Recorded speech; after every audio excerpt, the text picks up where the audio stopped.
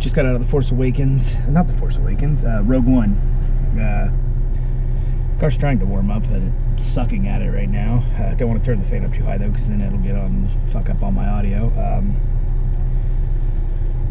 Really liked it. It did exactly what it needed to do to set up to be a Star Wars movie, but not with the characters that you know. It's really good. Really pleased with the movie. I went in not expecting much. Kind of thought maybe it was gonna suck and be garbagey, but it really wasn't. There's enough old characters in it to establish that you're still in the same universe, and they did a really good job introducing new things, but it's still feeling like Star Wars. Force Awakens did a good job with that there. Disney's doing a good job with the movies. I'm not disappointed in that at all. Their people in charge of movies are really good at what they do. It was a good telling of a story that we already knew the outcome to. So there's no suspense. You know that they succeed in the end in stealing the plans. And they end it the way they have to, considering the fact that none of the characters you're introduced in this movie are in any other Star Wars movie. So it has to end the way that it does. The couple characters that were in there, 2 were shoehorned in, and they were really fucking annoying that they were there. Well, when they pop up, they're really annoying. At the end, you understand why they're there. There's that whole, we don't want to go with the plan that we know we have to do, and then they decide to go through it anyways, and then that's how those 2 characters end up there anyways. Vader is done very well. If you do any of the lore outside of the original movies and stuff, that's pretty much what his job was just a fucking badass enforcer to go into situations and deal with everything. And they did a really good job with that in this movie. James Earl Jones' voice still rocks coming out of that suit. Trying to think. There's a couple little things here and there that were weird in it. They didn't shoehorn in a romance, which is nice. You know, if you weren't a fan of The Force Awakens because of Rey's character and how she's a Mary Sue who just magically can do all the stuff she does, and it's not just because she's a Jedi, she just really was able to do too much with zero training in any of it. Jen does not have that issue. She actually has a backstory, we learn. And I know with Rey and The Force Awakens, we're getting that later on, but out of the 2 female protagonists in these 2 separate movies, Jen is so much better than Rey. You care more about her.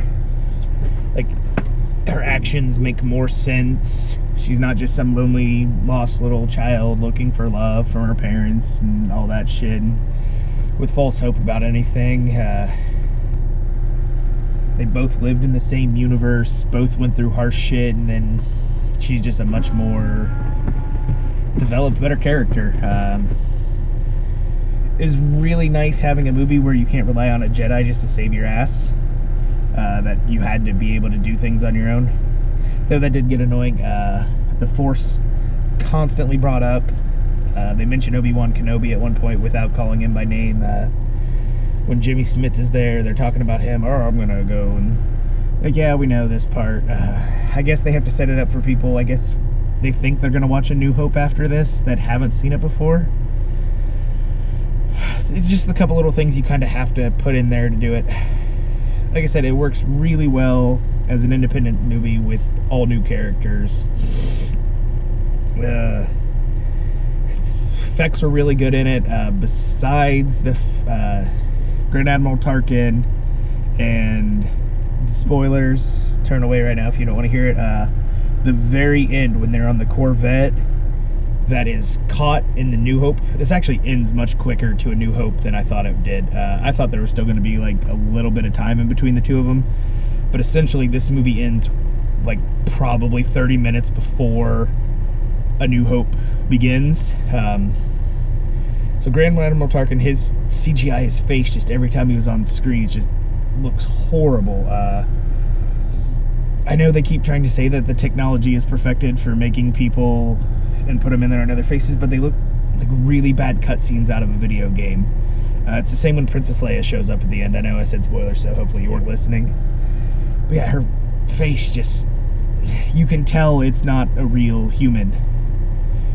They would have been better off just having a cut behind scene of her character or something, being handed the plans or something, and then Tarkin, I don't really know what you do there, because you kind of do need him, because he's in charge of the Death Star when we get later on to A New Hope, but I just would have rather a new actor like they did, what was it, Moma Atmoth, or whatever the fuck the leader of the goddamn rebellion's name is. I think that was her daughter playing the character, so that worked out a lot better. I said all the characters in this were really good. Forrest Whitaker, okay, whatever, he's Forrest Whitaker. I like all the unknowns in it, though, that I've never seen in other shit. They make me much happier watching them in it. Like I say, yeah, they just do a really good job with it being the same universe, but telling it with different characters. Like I said, they just do a really good job telling a story you already know the outcome to. Go see it. There wasn't an empty seat in the theater I was in. People applauded at the end, but that was going to happen anyways. I'm pretty sure people applauded at fucking the goddamn Phantom Menace. And that's the biggest piece of shit that's ever been made by humanity.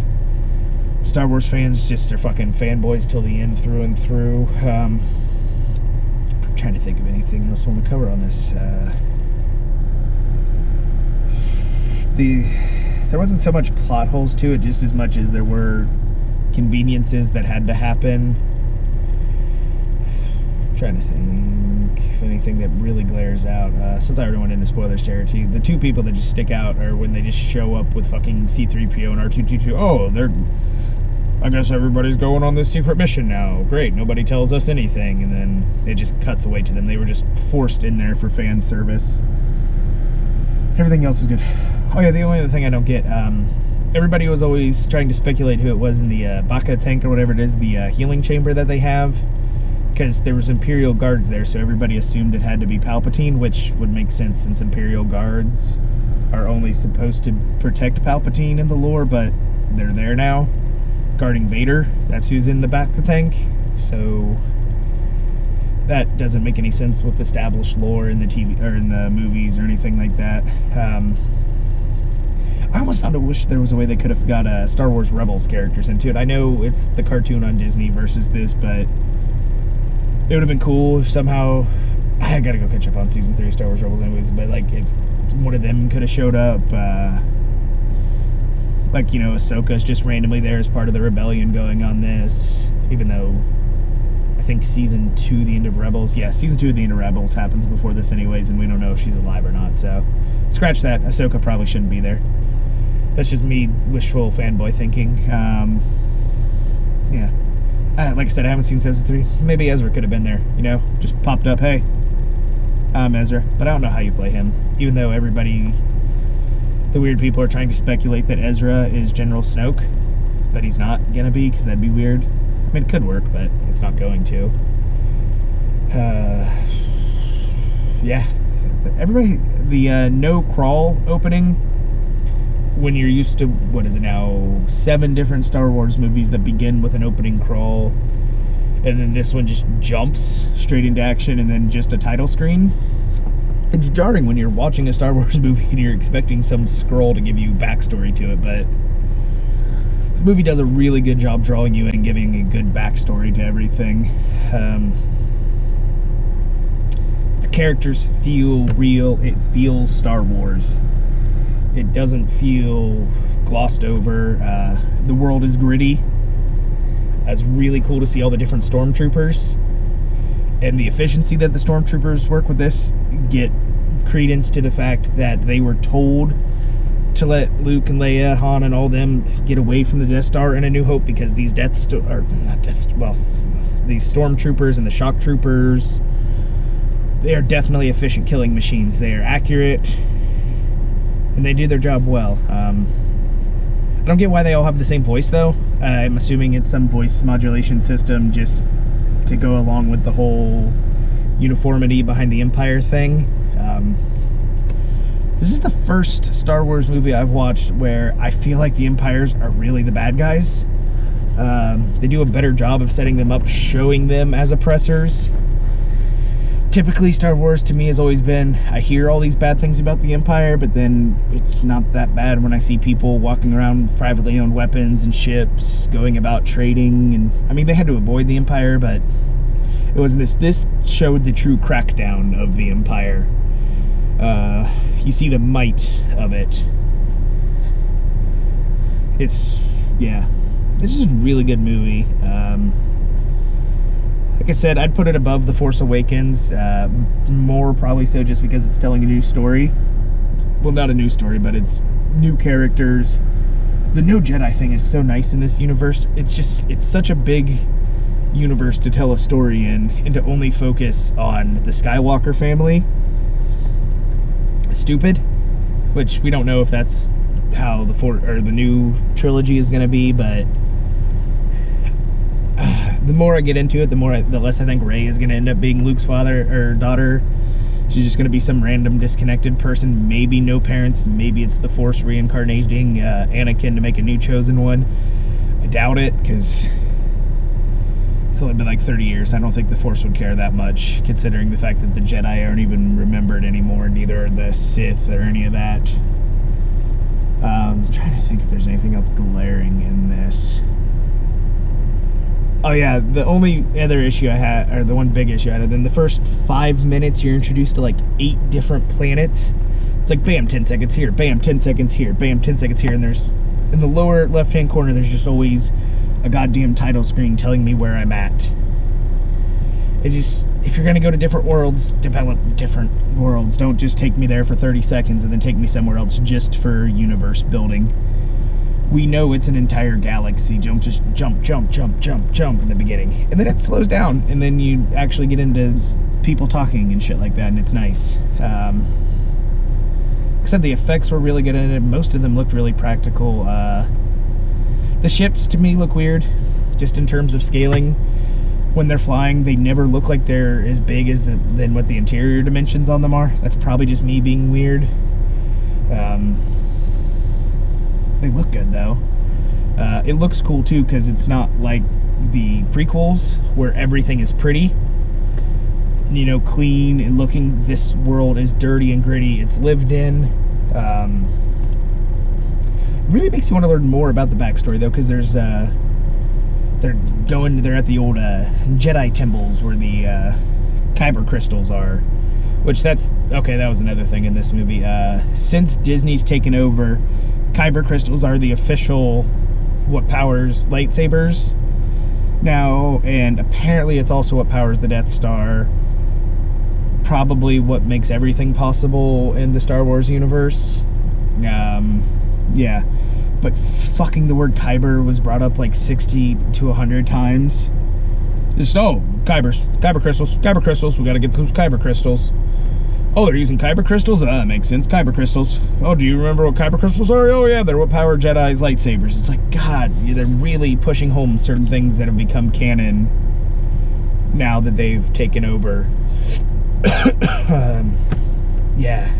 If they want to ever try this Tarkin or any of this shit again, they gotta get that technology better. It just looked horrible, shoehorning people in there. And with Tarkin, like I said, I understand he had to have been there, but fuck, it looked bad. And then Leia, they could have got away with not showing Leia's face. I understand fan service, and everybody wants to see people, you know, in it, but it just looks bad. Find somebody that looks like a young Carrie Fisher. Don't put fake looking ass Carrie Fisher face on somebody else's body. Oh, okay. No, that brings me up because of what she says with it there. We know the next movie is called A New Hope. Every single fucking time, once they came up with their final game plan of what they were going to, oh, what is this we've gotten ourselves into? Hope. It's hope. We're getting into hope. We're finding hope. Oh, what are these plans we're stealing? They're hope. We get it. The next movie is called A New Hope because they steal the fucking plans to the Death Star and they fucking using it to fight against the goddamn Empire. Shit, don't cram this stuff down my throat. Like, I don't know if they think it's just gonna go over everybody's heads, but it's fucking not. We get it. Your fucking first movie you guys ever made It's called A New Fucking Hope. Let's see. That. Oh, damn it. I lost track of where I was going with that after that. Yeah, thank goodness there was no Luke. There was blue milk. Blue milk was there. So, Aunt Beru, we're still thinking about you. There's certain things, the Star Wars universe just doesn't make sense to me. They have all this ridiculous technology, but then you still have a shit ton of people living in poverty. They have to have some form of matter replicator or something like that, like Star Trek does, to produce ships at the level and technology at the level we do. Also, I don't know if they're canon anymore, though. They started talking about planet busting and how the Death Star is this amazing new weapon for that. They had the, what was it, Super Sun Destroyers or whatever the fuck they were, the Eclipse class or something like that, or the Dreadnought class, that could fucking blow up suns. So I don't get why the Death Star acts like it is. I get it, it's intimidating, it's cool. It's like having a giant fucking dick and just waving it around in everybody's face saying that you're king fucking dingaling here. But I mean, you get enough goddamn Star Destroyers together, you just bombard a planet, you're gonna fucking get enough power into it anyways. Maybe they don't use enough Kyber crystals. Put more Kyber crystals in there. Go round up all the Jedi lightsabers that fucking Darth Vader probably has stored in a vault somewhere. And there, bam, you got enough Kyber crystals now. Trying to think. Bodhi, the guy that is the Death Star, or the pilot that leaves, he's cool. Thumbs up to Bodhi for being a boss. Yeah. The Alliance is weird as well, the Rebel Alliance. I don't like the way they do things, because they're almost like the way America does shit when we try to do alliances. It's one of those things, you're the complete and utter underdogs here. You need every single person on your side, and when they get to the pivotal moment in this movie, I'm trending off a little bit where I was just going with this, but they're like, oh, well, it's just your word. None of us believe that. And then they're like, oh, well, I guess without the full approval of the Alliance, we can't do this. And everybody's talking about how it's a death mission and a suicide mission, all this shit. What the fuck did these people think they were signed up for? They are part of the goddamn Rebel Alliance, battling the Empire, who wiped out all the fucking Jedis and took over the entire fucking galaxy. Did you think that was going to be an easy fucking fight? Like, I'm confused where they thought that was coming from. Oh, it's a suicide mission. I'm not on board with that. Your entire goddamn fight against the Empire is going to be a suicide mission. So I don't know if somebody fed you guys a bunch of lies to get you to sign up for this shit, that it was going to be a cakewalk to fight the Empire, but it's not. The Empire is big. The Empire has the entire might of the galaxy behind it, besides the few solar systems that come together in this. Oh yeah, it was weird. People in the theater, when Jimmy Smits mentioned he was going to go home to Alderaan, people were like, oh god, Alderaan, that's the fucking planet that's destroyed by the goddamn Death Star. It's like, yeah, it is. People that are here watching the movie with me, why do you all fucking suck? At least nobody was talking during the movie, so I could pay attention to it. Like I said, it just looks really good. Do not go. I didn't see it in 3D. Don't go see it in 3D, because 3D makes everything slightly darker than what it already is anyways. And this movie's dark enough as it is until they get to Sriracha or Siraku or wherever the fuck they go. The final battle planet is too dark to watch that shit in 3D. You ain't gonna see shit. It's like trying to watch the fight scenes in Batman v Superman. It's just dark and rain. You ain't gonna see shit. Plus, this movie doesn't need to be in 3D. Maybe when cool Asian dude, blind Asian dude who's part Jedi, he's force sensitive, but he's not really a Jedi, is fighting. Maybe that might be cool in 3D. He'd be like, ah, and you'd be like, cool. That was sweet, dude. Other than that, they didn't do any like cool panning shots of the Death Star firing where it would look like it's gonna shoot into your fucking face. Which is good, because that shit's annoying in movies. It's like you're watching a horrible My Bloody Valentine, when they did that a couple years ago, and like the guy would go to kill people and he would point a pickaxe at the screen. So you'd be like, oh no, he's gonna hit people with a pickaxe. Yeah, just don't go see this in 3D. Just watch it on an ultra screen somewhere with nice comfy. You want it big. Trying to think of anything else I want to say about this. As I said, go see it. Even if you're not a Star Wars fan, it's a good movie. It's up there with movies this year. I still think Deadpool's my favorite movie from this year. Deadpool just came out of nowhere and beats everything. Oh, that's the other good thing with this movie. There's good comedy in it. For some odd reason, I always connect the most with the bots in the two movies, BB-8 and K2 in this one. K2 has some good moments of humor. They start to kind of shoehorn him in a little bit too much for my taste there towards the end. I think if they would have cut out some of the stuff of him in the middle, his quips he was making at the end when they were on Sriracha would have been better for me, because they just kind of start getting eye-rolling there. Not because they're bad comments, but because they keep coming now. Oh yeah, and they did the odds thing. Fucking C-3PO, oh, the odds, but instead of giving the exact number, he would just be like, oh, the odds are highly unlikely that we're going to succeed in this. It's like, cool. Glad we got that out of the way. He was a cool bot. I like K2. I like BB-8 too. BB-8 was my favorite character from The Force Awakens because I didn't like Rey. You can't like Rey. Jyn, you can like. She's a real person. She's a real character. She doesn't have magical powers. She has a backstory. She has motivation. She doesn't act lost. When everybody in The Force Awakens starts like acting like Rey's some great leader and they want to follow her and shit, it just feels forced. When Jyn step up, it feels like the natural position for her to be in. And then Cassian, he wasn't bad. For a male lead beside her in this, he was what he needed to be. They just, even though I know now that this is the first one that made the Empire look bad, I still would join the Empire because their fucking shit is boss. Armor actually did shit in this movie as well. People were getting shot and it wasn't killing them immediately, so Stormtrooper armor actually had an effect in this movie, which it should. Trying to think of anything else. No. I like it. Go watch it. If you liked me rambling for the last 22 minutes, give me a thumbs up.